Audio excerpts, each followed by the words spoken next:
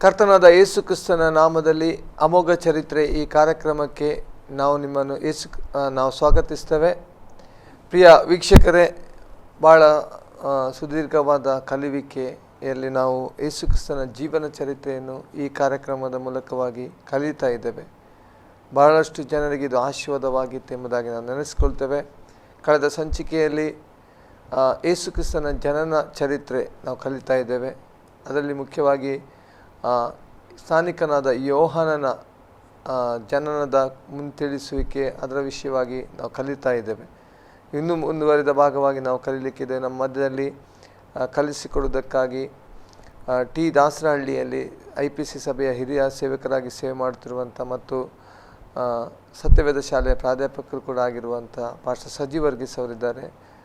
ಅವ್ರನ್ನ ಯೇಸು ಕ್ರಿಸ್ತನ ನಾಮದಲ್ಲಿ ಮತ್ತೊಂದು ಆವರ್ತಿ ಈ ಕಾರ್ಯಕ್ರಮದಲ್ಲಿ ಸ್ವಾಗತಿಸೋಣ. Pastor praise the lord. ಈ ಒಂದು ಯೇಸು ಕ್ರಿಸ್ತನ ಜೀವನ ಚರಿತ್ರೆ ಕಲಿವಿಕೆಯ ಈ ಅಮೋಘ ಚರಿತ್ರೆ ಕಾರ್ಯಕ್ರಮದಲ್ಲಿ ಕಳೆದ ಅನೇಕ ಸಂಚಿಕೆಗಳಲ್ಲಿ ನಾವು ಬಹಳಷ್ಟು ವಿಷಯಗಳನ್ನು ಕಲಿತೇವೆ. ಕಳೆದ ಸಂಚಿಕೆಯಲ್ಲಿ ಜನನ ಚರಿತ್ರೆ ನಾವು ಕಲಿತಾ ಇದ್ದೇವೆ. ಮುಖ್ಯವಾಗಿ ಸ್ಥಾನಿಕನಾದ ಯೋಹಾನನ ಜನನದ ಕುರಿತಾಗಿ ಈಗಾಗಲೇ ನಾವು ಕಲಿತಾ ಇದ್ದೇವೆ. ಅದನ್ನು ಮುಂದುವರಿಸಲಿಕ್ಕೆ ಬಯಸ್ತೀರಾ ಪಾಸ್ಟರ್? ಹೌದು, ನಾವು ಯೇಸು ಕ್ರಿಸ್ತನ ಮಾನವತಾರ ಚರಿತ್ರೆಯಲ್ಲಿ ಜನನ ಚರಿತ್ರೆಯನ್ನು ನೋಡ್ತಾ ಇದ್ದೇವೆ. ಜನನ ಚರಿತ್ರೆಯಲ್ಲಿ ಮುಖ್ಯವಾಗಿ ಸ್ನಾನಿಕನಾದ ಯೋಹಾನ ಮತ್ತು ಯೇಸುವಿನ ಜನನವನ್ನು ಮುಂತಿಳಿಸುವುದಾಗಿ ನಾವು ನೋಡ್ತೇವೆ. ಅನಂತರ ಅವರಿಬ್ಬರ ಜನನ ಇದು ಲೂಕನ ಸುವಾರ್ತೆಯಲ್ಲಿ ನಾವು ಕಾಣುವಂತಹ ಸಂಗತಿಗಳಾಗಿದೆ. ಈಗಾಗಲೇ ನಾವು 1ನೇ ಅಧ್ಯಾಯದ 5ನೇ ವಚನದಿಂದ ಯೋಹಾನ ಕುಟುಂಬ ಹಾಗೂ ಅವನ ತಂದೆ ತಾಯಿಯ ಪ್ರತ್ಯೇಕತೆ ಹಾಗೂ ಸರತಿಯ ಪ್ರಕಾರ ಯೋಹಾನ ತಂದೆಯಾದ ಜಕರಿಯನು ದೇವಾಲಯಕ್ಕೆ ಧೂಪ ಅರ್ಪಿಸುತ್ತಿರುವ ಹೊತ್ತಿನಲ್ಲಿ ಕರ್ತನ ದೂತನು ಧೂಪಪೀಠದ ಬಲಗಡೆಯಲ್ಲಿ ನಿಂತುಕೊಂಡು ಅವನಿಗೆ ಕಾಣಿಸಿಕೊಂಡು, ಜಕರಿಯನ ನಿನ್ನ ಪ್ರಾರ್ಥನೆ ದೇವರಿಗೆ ಮುಟ್ಟಿತು, ನಿನ್ನ ಹೆಂಡತಿಯಾದ ಎಲಿಸಬೆತಳು ನಿನಗೆ ಒಬ್ಬ ಮಗನನ್ನು ಹೆರೋಳು ಎಂಬ ಸಂದೇಶವನ್ನು ತಿಳಿಸಿಕೊಟ್ಟದಾಗಿ ನಾವು ಕಳೆದ ಸಂಚಿಕೆಯಲ್ಲಿ ನೋಡಿದೆವು. ಇಲ್ಲಿ ನಾವು ನೋಡಿದಂತಹ 2 ಪ್ರಾಮುಖ್ಯ ಸಂಗತಿ: ಒಂದು, ನಾವು ಪ್ರಾರ್ಥನೆ ನಿಲ್ಲಿಸಬಾರ್ದು; 2, ಕರ್ತನ ಸೇವೆ ನಿಲ್ಲಿಸಬಾರ್ದು. ಇದೆರಡಕ್ಕೂ ಪ್ರತಿಫಲ ಇದೆ. ಒಂದು ವೇಳೆ ನಮ್ಮ ಸಮಯಕ್ಕೆ ದೇವರು ಉತ್ತರ ಕೊಡದಿದ್ದರೂ ಸಮಯಕ್ಕೆ, ತನ್ನ ಸಮಯಕ್ಕೆ, ಕೈರೋಸ್ ದೇವರ ಸಮಯಕ್ಕೆ ದೇವರು ಉತ್ತರ ಕೊಡ್ತಾನೆ ಎಂಬುದನ್ನು ನಾವು ನೋಡಿಕೊಂಡೆವು. ಇಲ್ಲಿ ದೇವರು ತನ್ನ ಸಮಯದಲ್ಲಿ ಉತ್ತರ ಕೊಟ್ಟಾಗ ಅದೆಷ್ಟು ಅಂದವಾಗಿರುತ್ತದೆ, ಎಷ್ಟು ಮನೋಹರವಾಗಿರುತ್ತದೆ ಎಂಬುದು ಯೋಹಾನ ಜನದಿಂದ ನಾವು ಕಲಿತೇವೆ. ಇಲ್ಲಿ ದೂತನು ಆತನಿಗೆ ಕೊಡುವ ಸಂದೇಶದಲ್ಲಿ 7 ಪ್ರಾಮುಖ್ಯವಾದ ಸಂಗತಿಗಳನ್ನು ನಾವು ನೋಡ್ತೇವೆ. ಅದರ 13ನೇ ವಚನದಲ್ಲಿ, ಜಕರಿಯ ನೀನು ಭಯಪಡಬೇಡ, ನಿನ್ನ ವಿಜ್ಞಾಪನೆ ದೇವರಿಗೆ ಮುಟ್ಟಿತು, ನಿನ್ನ ಹೆಂಡತಿಯಾದ ಎಲಿಸಬೆತಳು ನಿನಗೆ ಒಬ್ಬ ಮಗನನ್ನು ಹೆರುವಳು, ನೀನು ಅವನಿಗೆ ಯೋಹಾನ್ ಎಂದು ಹೆಸರಿಡಬೇಕು. ಒಂದನೇದಾಗಿ ದೂತನು ಹೇಳಿದ್ದು, ನಿನಗೆ ಒಬ್ಬ ಗಂಡು ಮಗು ಹುಟ್ಟುತ್ತದೆ, ಅವನಿಗೆ ಯೋಹಾನ್ ಎಂದು ಹೆಸರಿಡಬೇಕು. ಒಂದನೆಯ ಪ್ರತ್ಯೇಕತೆ ಅಲ್ಲಿ ನಾವು ಕಾಣುವಂಥದ್ದು, ಮಗುವಿನೊಂದಿಗೆ ಮಗುವಿಗೆ ಇಡಬೇಕಾದ ಹೆಸರು ದೇವರು ಕೊಡ್ತಾ ಇದ್ದಾನೆ.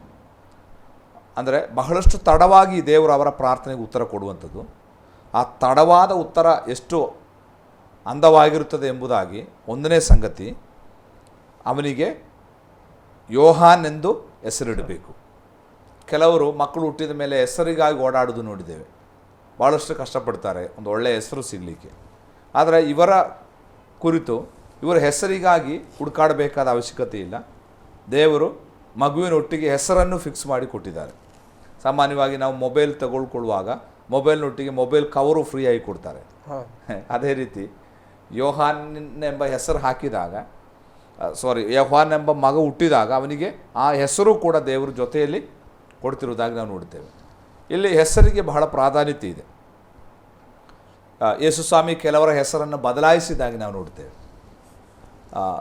ಸೀಮೋನ್ ಪೇತ್ರನ ಹೆಸರನ್ನು ಸ್ವಾಮಿ ಬದಲಾಯಿಸ್ತಾ ಇದ್ದಾನೆ, ಕೆಲವರ ಹೆಸರನ್ನೆಲ್ಲ ಬೈಬಲ್ನಲ್ಲಿ ಬದಲಾಯಿಸಿದ್ದಾಗಿ ನಾವು ನೋಡ್ತೇವೆ. ಆದರೆ ಹೆಸರಿಗೆ ಒಂದು ಪ್ರತ್ಯೇಕತೆ ಇದೆ ಎಂಬುದು ಅದರಿಂದ ನಮಗೆ ಅರ್ಥ ಆಗ್ತದೆ. ಇನ್ನು ಎರಡನೇದಾಗಿ ಪ್ರಾರ್ಥನೆ ತಡವಾಗಿ ಉತ್ತರ ಸಿಕ್ಕಿದ್ದರಿಂದ ನಿನಗೆ ಸಂತೋಷ ಉಲ್ಲಾಸ ಉಂಟಾಗುವುದು. ಇಷ್ಟು ದಿವಸ ನೀನು ದುಃಖಪಟ್ಟಿದ್ದೀಯ ಒಂದು ಮಗು ಇಲ್ಲದಕ್ಕಾಗಿ. ಆದ್ದರಿಂದ ನಿನಗೆ ಏನಾಗ್ತದೆ? ಸಂತೋಷ ಮತ್ತು ಉಲ್ಲಾಸ ಸಿಗ್ತದೆ. 17ನೇ ವಚನದಲ್ಲಿ ಏಲಿಯನ ಗುಣಶಕ್ತಿಗಳಿಂದ ಕೂಡಿದವನಾಗಿ ತಂದೆಗಳ ಹೃದಯವನ್ನು ಮಕ್ಕಳ ಕಡೆಗೂ ಹಠ ಹಿಡಿದವರನ್ನು ನೀತಿವಂತರ ಜ್ಞಾನದ ಕಡೆಗೂ ತಿರುಗಿಸಿ ಸಿದ್ಧವಾದ ಜನರನ್ನು ಕರ್ತನಿಗೆ ಒದಗಿಸುವವನು ಎಂದು ಹೇಳಿದನು. ಅಂದರೆ ಸಂತೋಷ ಉಲ್ಲಾಸ ಉಂಟಾಗಲಿಕ್ಕೆ ಕಾರಣ ಹೃದಯಗಳನ್ನು ಒಂದು ಮಾಡುವ ಸೇವೆ. ಯೋಹಾನದು ಕುಟುಂಬದಲ್ಲಿ ಹೃದಯಗಳನ್ನು ಒಂದು ಮಾಡುವ ಸೇವೆ. ಆದ್ದರಿಂದ ಇವನ ನಿಮಿತ್ತ ನಿನಗೆ ಸಂತೋಷ ಮತ್ತು ಉಲ್ಲಾಸ ಉಂಟಾಗ್ತದೆ. ಇನ್ನು ಮೂರನೇದಾಗಿ ನಿನಗೆ ಮಾತ್ರವಲ್ಲ ಸಂತೋಷ. ಅದರ 15ನೇ ವಚನದಲ್ಲಿ ಹುಟ್ಟಿದ್ದಕ್ಕೆ ಬಹುಜನರು ಸಂತೋಷ ಪಡುವರು ಅಲ್ವಾ? ಅವನಿಗೆ ಅವನ ಕುಟುಂಬಕ್ಕೆ ಸಂತೋಷ, ಇದು ಇತರರಿಗೂ ಸಹ ಏನಾಗಿದೆ? ಸಂತೋಷವಾಗ್ತದೆ. ಇನ್ನು 4ನೇ ಪ್ರತ್ಯೇಕತೆ 15ನೇ ವಚನದಲ್ಲಿ ಆತನು ಕರ್ತನ ದೃಷ್ಟಿಯಲ್ಲಿ ಮಹಾಪುರುಷನಾಗಿರುವನು. ಅಲ್ಲಿ ಗಮನಿಸಬೇಕಾದ ಒಂದು ಸಂಗತಿ, ಲೋಕದ ಪ್ರಕಾರ ಆತನು ಮಹಾಪುರುಷನಾಗ್ತಾನೆ, ದೊಡ್ಡವನಾಗ್ತಾನೆ ಅಂತಲ್ಲ, ಕರ್ತನ ದೃಷ್ಟಿಯಲ್ಲಿ. ಅಂದರೆ ನಮ್ಮ ಮಕ್ಕಳು ಲೋಕದ ಪ್ರಕಾರ ದೊಡ್ಡವರಾಗುವುದಕ್ಕಿಂತ ಕರ್ತನ ದೃಷ್ಟಿಯಲ್ಲಿ ದೊಡ್ಡವರಾಗಲಿಕ್ಕೆ ನಾವು ಪ್ರಾರ್ಥಿಸಬೇಕು. ಅವನು ಕರ್ತನಲ್ಲಿ ಪ್ರಸಿದ್ಧನಾಗ್ತಾನೆ. ಅದು ಬಹಳ ಇಂಪಾರ್ಟೆಂಟ್ ಆದ ಕಾರ್ಯ. ಇನ್ನು 5ನೇದು, ದ್ರಾಕ್ಷಾರಸವನ್ನಾಗಲಿ ಯಾವ ಮದ್ಯವನ್ನಾಗಲಿ ಕುಡಿಯೋದವನಾಗಿರುವನು. 5ನೇ ಪ್ರತ್ಯೇಕತೆ.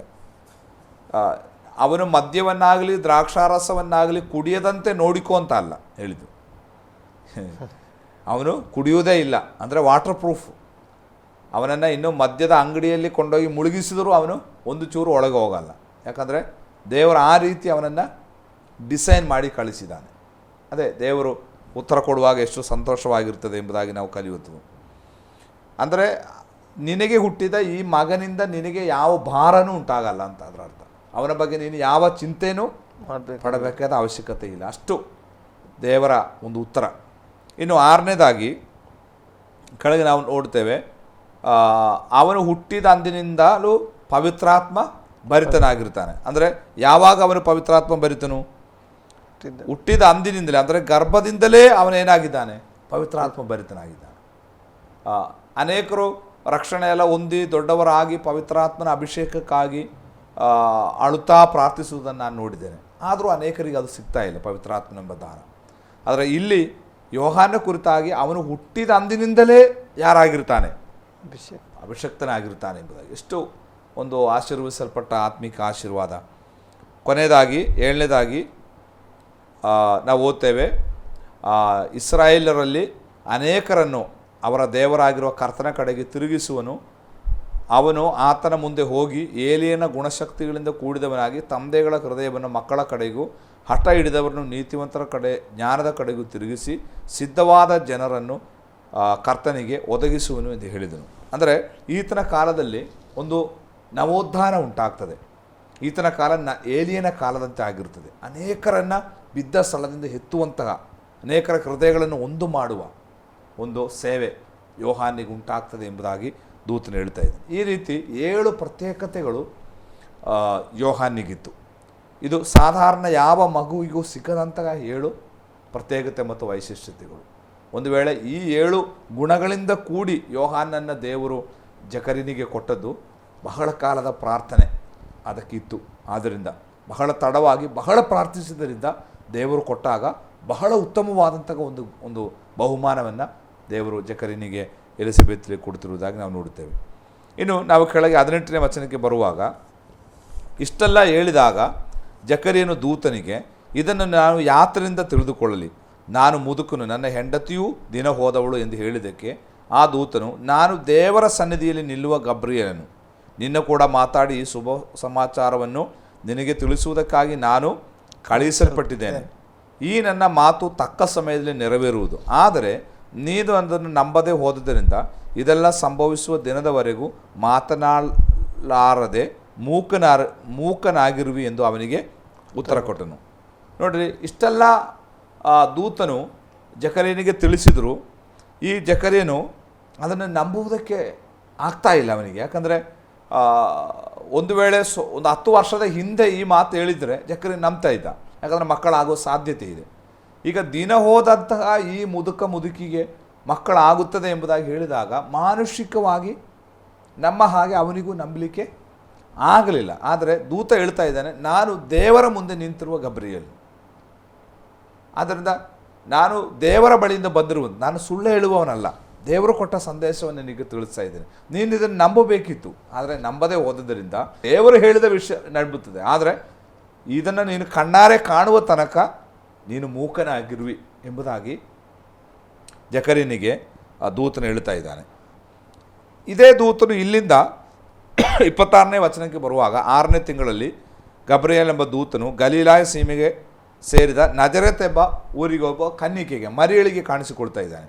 ಮರಿಯಳಿಗೂ ಇದೇ ರೀತಿಯಾದಂತಹ ಒಂದು ಮುನ್ತಿಳಿಸುವಿಕೆಯನ್ನು ಕೊಡ್ತಾ ಇದ್ದಾನೆ, ಮರಿಯಳಿಗೂ ಹುಟ್ಟುವ ಯೇಸುವಿನ ಕುರಿತಾಗಿ. ಆದರೆ ಮರಿಯಳು ಇದನ್ನು ನಂಬಲಿಲ್ಲ. ಮರಿಯಳು ಹೇಳ್ತಾ ಇದ್ದಾಳೆ, ಇದು ಹೇಗಾದೀತು, ನಾನು ಪುರುಷನನ್ನು ಅರಿತವಳಲ್ಲವಲ್ಲ ಎಂದಾಗ ದೂತನು ಹೇಳಲಿಲ್ಲ, ನಾನು ಹೇಳಿದ ಹಾಗೆ ನಡೆಯುತ್ತದೆ, ಆದರೆ ನೀನು ನಂಬದೇ ಇದ್ದದರಿಂದ ನೀನು ಸಹ 9 ತಿಂಗಳು ಮೂಕಿಯಾಗಿರ್ತಿ ಅಂತ ದೂತನಲ್ಲಿ ಹೇಳಲಿಲ್ಲ. ಕಾರಣ, ಮರಿಯಳು ಒಬ್ಬ ಯೌವನಸ್ಥೆ ಆದ ಹೆಂಗಸು, ಒಬ್ಬ ಕನ್ನಿಕೆ ಪುರುಷ ಸಂಪರ್ಕ ಇಲ್ಲದೆ ಜನನ ಹೊಂದುವುದು ಅಸಾಧ್ಯವಾದ ಸಂಗತಿ. ಈ ತನಕ ಅಂತಹ ಒಂದು ಪ್ರೀ ಹಿಸ್ಟರಿ ಚರಿತ್ರೆಯಲ್ಲಿ ನಡೆದಿಲ್ಲ. ಆದ್ದರಿಂದ ಅವಳ ಸಂಶಯಕ್ಕೆ ಒಂದು ಅರ್ಹತೆ ಇದೆ, ಅವಳು ಮಾಡಿದ ಸಂಶಯಕ್ಕೆ ಒಂದು ಒಪ್ಪಿಕೊಳ್ಬೋದು, ಹೌದು ಅವಳು ಸಂಶಯ ಪಟ್ಟದು ಸರಿ ಎಂಬುದಾಗಿ. ಆದರೆ ಜಕರಿಯನು ಹಾಗೆ ಆಗಬಾರ್ದು, ಯಾಕಂದರೆ ಆತನೊಬ್ಬ ಯಾಜಕ, ಆತನು ಅನೇಕರಿಗಾಗಿ ಪ್ರಾರ್ಥಿಸುವವನು, ಅನೇಕ ಪ್ರಾರ್ಥನೆಗೆ ಉತ್ತರವನ್ನು ಕಂಡವನು. ಅದು ಮಾತ್ರವಲ್ಲ, ಜಕರಿಯನಿಗೆ ಅಬ್ರಹಾಮನ ಉದಾಹರಣೆ ಇದ್ದಾನೆ. ಅಬ್ರಹಾಮನ 100ನೇ ವಯಸ್ಸಿನಲ್ಲಿ ಅಬ್ರಹಾಮನಿಗೆ ಒಂದು ಮಗು ಸಿಕ್ಕಿತು. ಆದ್ದರಿಂದ ಅಬ್ರಹಾಮನ ಚರಿತ್ರೆ ಜಕರಿಯನಿಗೆ ಗೊತ್ತಿದೆ. ಜಕರಿಯನ ನಂಬಬೇಕಿತ್ತು. ನಂಬಬೇಕಾದವನು ನಂಬದೇ ಇರುವುದನ್ನು ನೋಡಿ ದೇವರಿಗೆ ಆಶ್ಚರ್ಯ ಆಯಿತು. ಅದಕ್ಕೆ ಹೇಳ್ತಾ ಇದ್ದಾನೆ, ನೀನು ಮೂಕನಾಗಿರುವಿ, ಉತ್ತರ ಸಿಗುವ ತನಕ ನೀನು ಮೂಕನಾಗಿ. ಇಲ್ಲಿ ನಾವು ಕಲಿಯತಕ್ಕಂಥ ಒಂದು ಆತ್ಮಿಕ ಪಾಠ, ನಾವು ಹೆಚ್ಚು ತಿಳಿದವರಾದರೆ ದೇವರು ನಮ್ಮಿಂದ ಹೆಚ್ಚು ನಿರೀಕ್ಷಿಸ್ತಾನೆ. ಮರಿಯಳಿಗೆ ಕಡಿಮೆ ತಿಳಿದಿದೆ, ಆದ್ದರಿಂದ ಅವಳಿಗೆ ಕಡಿಮೆ ನಿರೀಕ್ಷೆ. ಜಕರಿಯನಿಗೆ ಹೆಚ್ಚು ಗೊತ್ತಿದೆ ದೇವರ ವಾಕ್ಯ, ಹೆಚ್ಚು ಅರಿತವನು, ಅನುಭವವುಳ್ಳವನು, ದೇವರ ಕಾರ್ಯಗಳನ್ನು ನೋಡಿದವನು, ಆದ್ದರಿಂದ ಅವನು ಹೆಚ್ಚು ನಂಬಬೇಕಿತ್ತು. ಆದರೆ ನಂಬಬೇಕಾದವನು ನಂಬದೇ ಇರುವುದನ್ನು ನೋಡಿದಾಗ ದೇವರಿಗೆ ಅಲ್ಲಿ ಆಶ್ಚರ್ಯ ಆಗ್ತಿರುವುದಾಗಿ ನಾವು ಕಾಣ್ತೇವೆ. ಈಗ ನಾವು ಕೆಳಗೆ ಓದುವಾಗ ಆ ವಿಷಯಕ್ಕೆ ಸಂಬಂಧಪಟ್ಟಂತೆ ಅನೇಕರು ಆಶ್ಚರ್ಯಗೊಳ್ತಾ ಇದ್ದಾರೆ. ಇಷ್ಟೊತ್ತಾಗಿಯೂ ಜಕರಿಯನು ಹೊರಗೆ ಬರದೇ ಇರುವುದನ್ನು ನೋಡಿ ಆಶ್ಚರ್ಯಪಟ್ಟರು. ಹೊರಗೆ ಬಂದಾಗ ಅವರ ಕೂಡ ಏನು ಮಾತನಾಡದೇ ಇರಲು ಅವರು ಅವನಿಗೆ ದೇವಾಲಯದಲ್ಲಿ ಏನೋ ದಿವ್ಯ ದರ್ಶನವಾಗಿರಬೇಕು ಅಂತ ತಿಳಿದುಕೊಂಡರು. ಅವನು ಅವರಿಗೆ ಕೈಸನ್ನೆ ಮಾಡುತ್ತಾ ಮೂಕನಾಗಿಯೇ ಇದ್ದನು. ಅವನ ಯಾಜಕ ವರ್ಗದ ದಿನಗಳು ತೀರಿದ ನಂತರ ಅವನು ತನ್ನ ಮನೆಗೆ ಹೋದನು.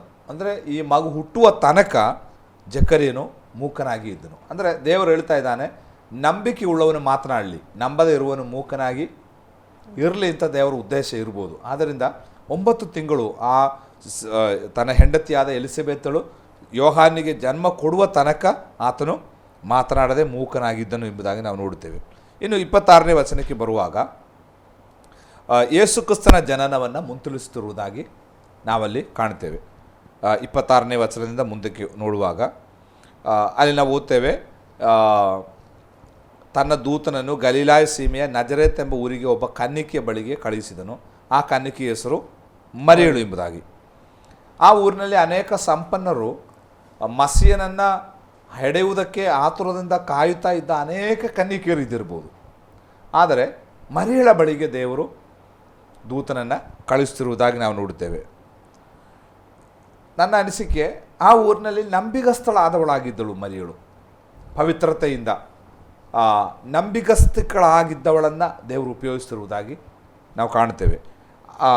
ಒಂದು ವೇಳೆ ಅವಳ ಯೋಗ್ಯತೆಯಿಂದಲ್ಲ, ಯಾಕಂದರೆ ಕೃಪೆ ಅವಳಿಗೆ ಲಭಿಸಿದ್ದು.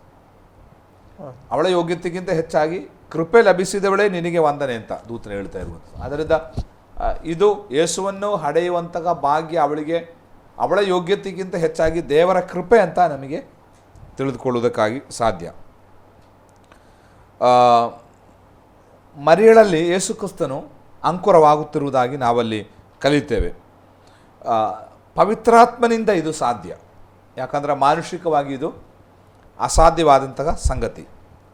ನೋಡಿರಿ, ಒಬ್ಬ ವ್ಯಕ್ತಿಯ ಜೀವಿತದಲ್ಲಿ ಪವಿತ್ರಾತ್ಮ ಕಾರ್ಯ ಮಾಡುವಾಗ ಮಾತ್ರವೇ ಯೇಸು ಉತ್ಪತ್ತಿ ಆಗುವಂಥದ್ದು.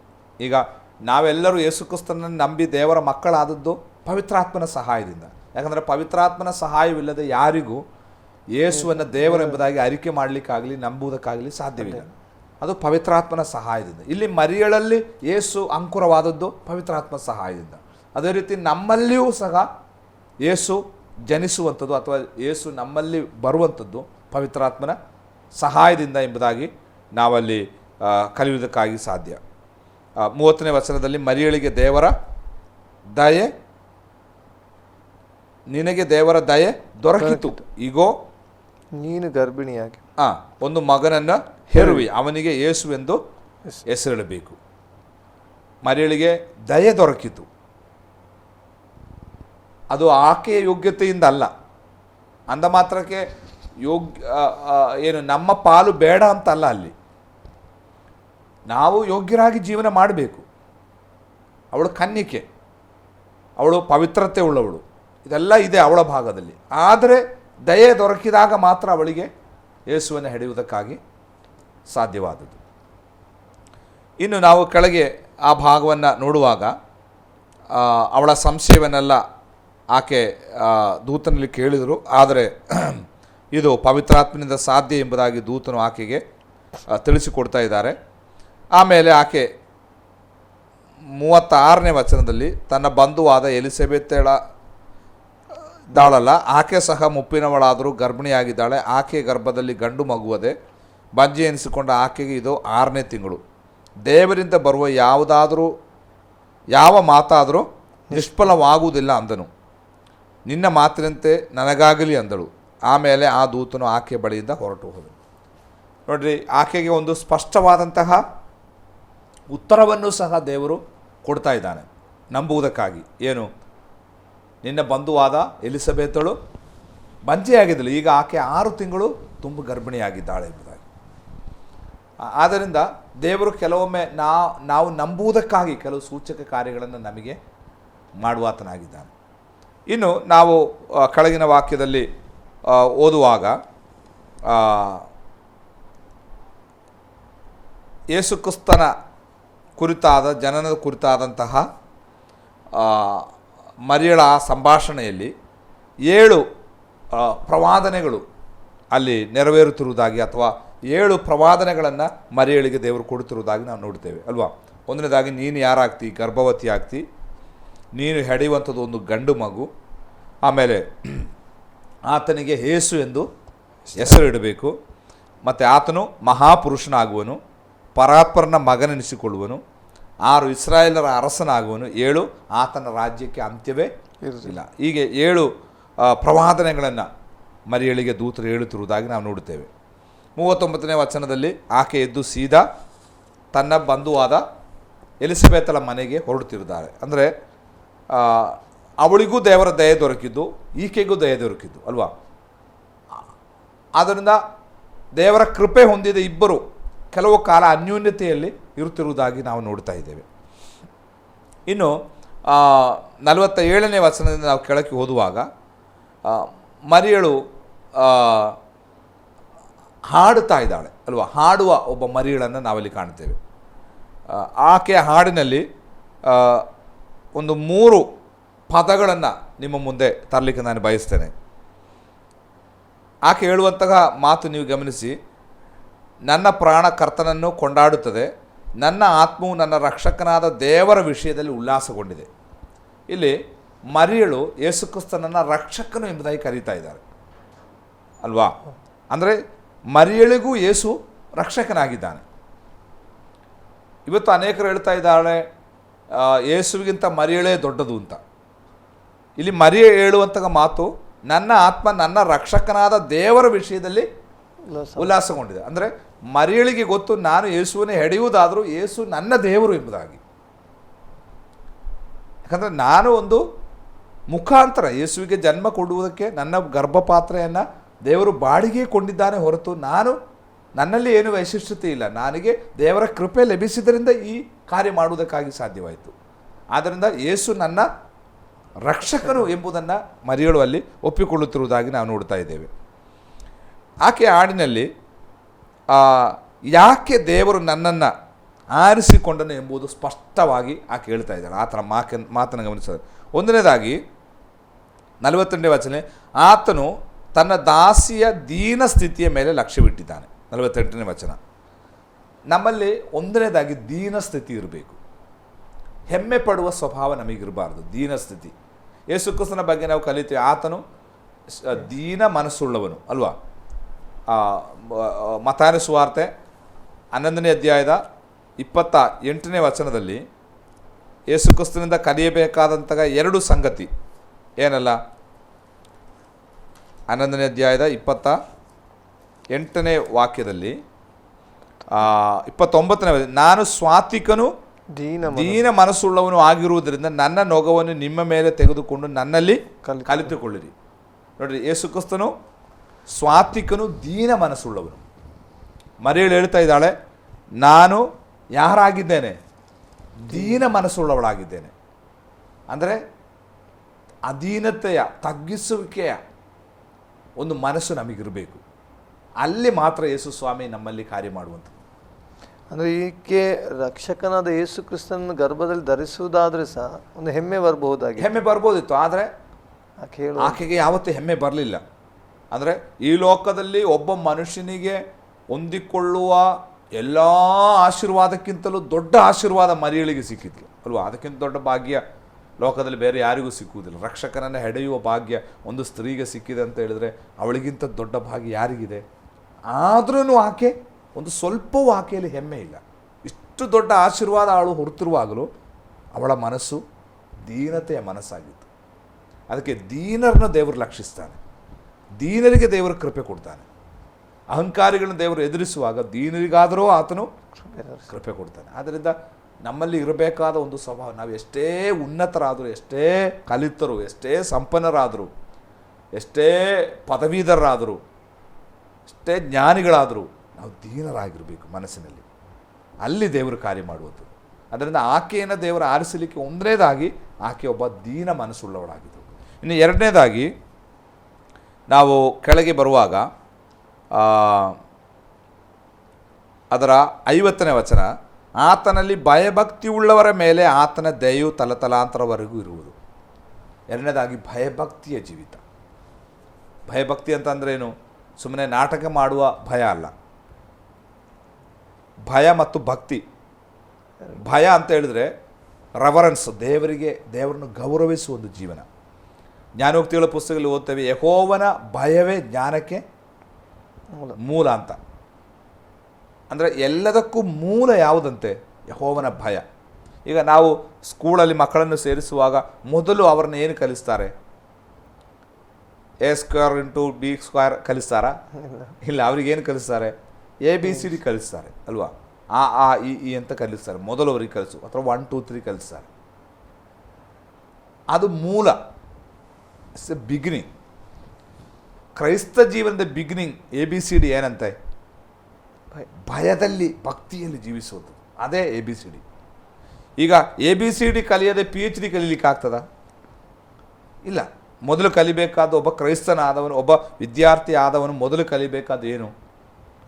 ABCD. ಅದೇ ರೀತಿ ಒಬ್ಬ ಕ್ರೈಸ್ತ ದೇವರ ಮಕ್ಕಳು ಮೊದಲು ಕಲಿಬೇಕಾದ ಏನಂತೆ? ABCD ಏನಂತೆ? ಭಯಭಕ್ತಿಯ ಜೀವಿತ.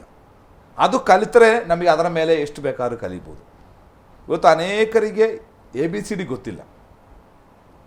PhD ಮಾಡ್ತಾ ಇದ್ದಾರೆ, ಆದರೆ ಏನು ಗೊತ್ತಿಲ್ಲ? ABCD ಗೊತ್ತಿಲ್ಲ. ಆದ್ದರಿಂದ ಅವರ ಕ್ರೈಸ್ತ ಜೀವಿತ ಸರಿಯಾಗಿ ಕಟ್ಟಲ್ಪಡ್ತಾ ಇಲ್ಲ. ಆದ್ದರಿಂದ ಎರಡನೇದಾಗಿ ನಮ್ಮಲ್ಲಿ ಬೇಕಾದ ಯಾವುದು? ಭಯಭಕ್ತಿ ಇರಬೇಕು. ಇನ್ನು ಮೂರನೇದಾಗಿ ಅದರ 53ನೇ ವಚನ, ಹಸಿದವರನ್ನು ಮೃಷ್ಟಾನದಿಂದ ತೃಪ್ತಿಪಡಿಸಿ ಸ್ಥಿತಿವಂತರನ್ನು ಬರಿಗೈಯಲ್ಲಿ ಕಳಿಸಿಬಿಟ್ಟಿದ್ದಾನೆ. ಮೂರನೇದಾಗಿ ಆಕೆಯಲ್ಲಿ ಯೇಸು ಉತ್ಪತ್ತಿ ಆಗಲಿಕ್ಕೆ ಕಾರಣ ಹಸಿವೆ ಇದ್ದವಳಾಗಿದ್ದು. ಸ್ಥಿತಿವಂತರನ್ನ ದೇವರು ಏನು ಮಾಡಿದ್ರಂತೆ? ಅಲ್ಲಿ ಅನೇಕರು ಇದ್ದರು ಒಳ್ಳೆಯವರು, ಅವರನ್ನೆಲ್ಲ ದೇವರು ಬರಿಗೈಯಲ್ಲಿ ಕಳಿಸಿಬಿಟ್ಟು ಒಬ್ಬಳನ್ನು ಮಾತ್ರ ಆರಿಸಿಕೊಂಡ್ರು. ಯಾರನ್ನ? ಹಸಿವೆಯುಳ್ಳವಳನ್ನು. ಅದೇ ಮತ್ತಾಯನ ಸುವಾರ್ತೆ 5:40, ಆತ್ಮದಲ್ಲಿ ಬಡವರಾದವರು ಧನ್ಯರು, ಪರಲೋಕ ರಾಜ್ಯ ಅವರದು. ಆ ಒಂದು ಹಸಿವು ನಮಗಿರಬೇಕು. ಅದೇ ಆತ್ಮದಲ್ಲಿ ಬಡತನ. ಯಾವಾಗಲೂ ಇರಬೇಕು. ಹಸಿವು ಅಂತಂದರೆ ನಿರಂತರ ಹಸಿವು, ಅದು ಶಾರೀರಿಕ ಹಸಿವಲ್ಲ, ಆತ್ಮಿಕವಾದ ಹಸಿವು, ದೇವರನ್ನು ತಿಳಿದುಕೊಳ್ಳುವ ಹಸಿವು. ಎಷ್ಟೇ ತಿಂದ್ರೂ ಮತ್ತೆ ಹಸಿವು ಇರಬೇಕು ನಮಗೆ. ಅಂದರೆ ಶಾರೀರಿಕವಾಗಿ ಅಲ್ಲ ಹೇಳ್ತಾ ಇರೋದು, ಶಾರೀರಿಕವಾಗಿ ನಾವು ಆಹಾರದಲ್ಲಿ ಪರಿಮಿತಿ ಇರಬೇಕು, ಆದರೆ ಆತ್ಮಿಕ ವಿಚಾರದಲ್ಲಿ ನಮಗೊಂದು ಹಸಿವು ಇರಬೇಕು. ಇನ್ನೂ ನನಗೆ ಕಲಿಬೇಕು, ಇನ್ನೂ ನನಗೆ ತಿಳ್ಕೊಳ್ಬೇಕು, ದೇವರ ಬಗ್ಗೆ ಇನ್ನೂ ಒಂದು ಆಸಕ್ತಿ ನಮಗಿರಬೇಕು. ಆ 3 ಗುಣ ನಮ್ಮಲ್ಲಿ ಇರುವುದಾದರೆ ಅಂಥವ್ರನ್ನ ದೇವರು ಉಪಯೋಗಿಸ್ತಾರೆ. ಅದು ಮರಿಯಳ ಹಾಡಿನಿಂದ ಕಲಿತಕ್ಕ ನಾವು ಆತ್ಮಿಕ ಪಾಠ. 1 ದೀನಸ್ಥಿತಿ, 2 ಭಯಭಕ್ತಿ, 3 ಹಸಿವೆ. ಈ 3 ಸಂಗತಿ ಮರಿಯಳಲ್ಲಿತ್ತು. ಅವಳೇ ಹೇಳ್ತಾ ಇದ್ದಲ್ಲ ಹಾಡಿನಲ್ಲಿ. ಆದ್ದರಿಂದ ದೇವರು ಆಕೆಯನ್ನು ಆರಿಸಿಕೊಳ್ತಾ ಇದ್ದಾರೆ. ಪ್ರೇಕ್ಷಕರಲ್ಲಿ ನಮಗೆ ಹೇಳಲಿಕ್ಕಿರುವಂಥದ್ದು ಅದೇ, ಈ 3 ಸ್ವಭಾವಗಳು ನಿಮಗಿರಲಿ. 1 ದೀನತೆಯ ಸ್ವಭಾವ, ಭಯಭಕ್ತಿ, 3 ನಿರಂತರ ಹಸಿವು. ಇದಿದ್ದರೆ ದೇವರು ನಿಮ್ಮನ್ನು ಉಪಯೋಗಿಸ್ತಾರೆ. ಆಮೇನ್. ಪ್ರಿಯ ವೀಕ್ಷಕರೇ, ಸೇವಕರು ನಮಗೆ ಒಂದು ಆತ್ಮಿಕವಾದಂಥ ಪಾಠವನ್ನು ಹೇಳಿದರು.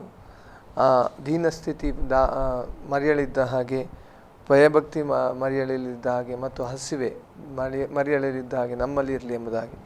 ಇದಕ್ಕಾಗಿ ನಾವು ಪ್ರಯತ್ನ ಮಾಡೋಣ ಮತ್ತು ಕರ್ತನಲ್ಲಿ ಇನ್ನೂ ಬೆಳೆಯೋಣ ಎಂಬುದಾಗಿ ಹೇಳುತ್ತಾ ಇವತ್ತಿನ ಕಾರ್ಯಕ್ರಮ ನಾವು ಮುಗಿಸ್ತೇವೆ. ನಮ್ಮದಲ್ಲಿ ಆಶ್ರಯ ಟಿವಿಯಲ್ಲಿ ಬಂದು ವಿಸ್ತಾರವಾಗಿ ಯೇಸು ಕ್ರಿಸ್ತನ ಜನನ ಜೀವನ ಚರಿತ್ರೆಯನ್ನು ಕಲಿಸಿಕೊಡುತ್ತಿರುವಂಥ ದೇವ ಸೇವಕರಿಗೆ ಆಶ್ರಯ ಟಿವಿ ಪರವಾದಂಥ ವಂದನೆಗಳು. ಪ್ರೈಸ್ತನಪ್ಪಷ್ಟೇ. ಇನ್ನೊಂದು ಕಾರ್ಯಕ್ರಮದಲ್ಲಿ ನಾವು ಬರಲಿಕ್ಕಿದ್ದೇವೆ. ಈ ಕಾರ್ಯಕ್ರಮ ನೋಡುವುದಕ್ಕೆ ಅನೇಕರನ್ನು ಉತ್ತೇಜನ ಪಡಿಸಿರಿ ಎಂಬುದಾಗಿ ಹೇಳುವವರಾಗಿರ್ತೇವೆ. ಮುಂದಿನ ಸಂಚಿಕೆಯಲ್ಲಿ ಬರೋವರೆಗೆ ತಪ್ಪದೆ ವೀಕ್ಷಿಸಿ. ನಿಮ್ಮ ನೆಚ್ಚಿನ ಆಶ್ರಯ ಟಿವಿ ವಂದನೆಗಳು.